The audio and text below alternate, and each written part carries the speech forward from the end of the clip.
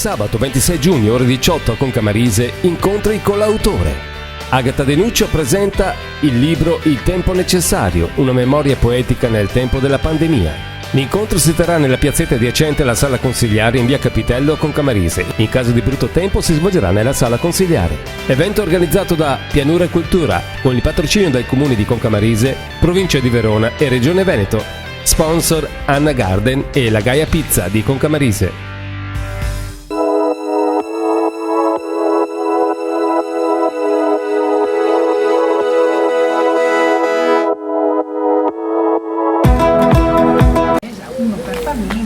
Quindi io dovevo trovare la bellezza. E dove trovi la bellezza con una pandemia che stava facendo decine, centinaia di persone? Al profilo nero delle gondole, al profumo della pietra umida, alla promessa di una notte d'amore mai vissuta. Oggi qui a Concamarise, per quanto riguarda l'incontro con gli autori, abbiamo invitato la scrittrice Agata De Nuccio. La scrittrice ha presentato il suo libro, è un libro che parla di poesia, ma soprattutto un libro che lei ha scritto durante un periodo piuttosto difficile, un periodo che tutti noi ce lo ricorderemo piuttosto buio, ma che ci ha fatto veramente soffrire e mancare qualcosa. Agata De Nuccio, nel tuo libro tu dici che ti sei ispirata e hai visto dei quadri prima di scrivere le tue poesie e quindi ti sei ispirata a questi quadri e vedendo questi quadri tu hai scritto delle poesie bellissime. Mi vuoi dire com'è stato quel periodo che tu hai passato chiusa in casa, perché ovviamente non ci si poteva incontrare, non potevamo comunicare, ma tu hai scritto la poesia che abbraccia il mondo. Ce ne vuoi parlare?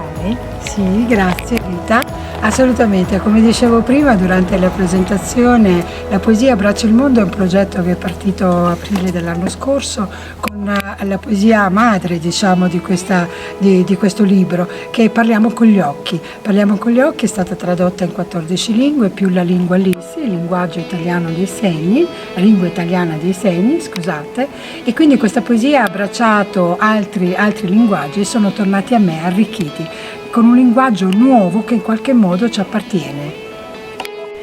Quello che più mi ha colpito quando ho letto le poesie è che io ho immaginato, ho chiuso gli occhi e ho visto, ho avuto sensazioni visive, uditive, olfattive, tattili, più di bellissime. Veramente, e proprio bellissime. Mi sono partita. Quando hai parlato delle farfalle, come ho detto, io ho ricordato, ho visto sul Sanuda la danza delle libellule maschi blu scure che si facevano vedere belli davanti alle libellule femmine. Proprio ho fatto questo tipo di collegamento. Grazie, veramente. Grazie a lei, proprio sono parole preziose, perché questa danza delle libellule ce l'ha descritte talmente bene che ha scritto anche lei una poesia.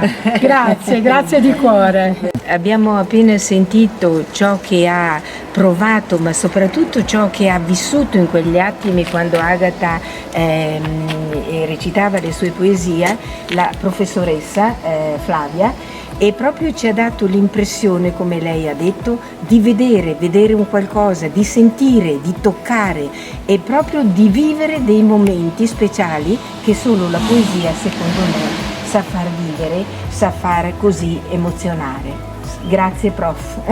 Grazie. Agata, sentendo le tue poesie ovviamente ci siamo emozionati perché ci hai fatto proprio rivivere dei momenti che purtroppo prima di questo periodo un po' particolare che abbiamo passato, di questo periodo come tu stessa l'hai chiamato un periodo buio, forse non avevamo il tempo di osservare, di vedere proprio, e quindi tutto ci sfuggiva velocemente, e invece con le tue poesie abbiamo rivisto quei cieli azzurri che era da tempo che non vedevamo, abbiamo visto il volteggiare delle farfalle che magari non ci si faceva caso, e come ha detto la prof abbiamo visto addirittura la danza delle libellule, che è ovviamente un'espressione della natura veramente meravigliosa. Grazie veramente per le tue poesie e grazie perché adesso ci dirai il perché senti così tanto dentro di me di esprimere e di far vedere questa meraviglia, queste cose che la natura ci dà e molto spesso non cogliamo. La poesia nasce dai silenzi dell'anima. Ero una bambina molto silenziosa e quindi l'ispirazione per me era il lievito madre per poter crescere. Quel lievito madre che mi ha portato a dipingere le parole come se avessi davanti una tela. Quindi l'ispirazione nasce dall'osservazione, dalla meditazione e dal silenzio. Quindi l'ispirazione è un momento magico, non lo devi cercare, ma lui viene, bussa alla tua porta e sa che in quel momento tu sei pronta. Quindi la poesia come un dono, un talento che ho coltivato tantissimo, quello sì. Benissimo. Grazie veramente e complimenti per il tuo meraviglioso libro di raccolta di poesie. Grazie veramente. Grazie Rita e grazie a voi e grazie a tutti. Grazie di cuore e grazie prof perché per me che abbiamo fatto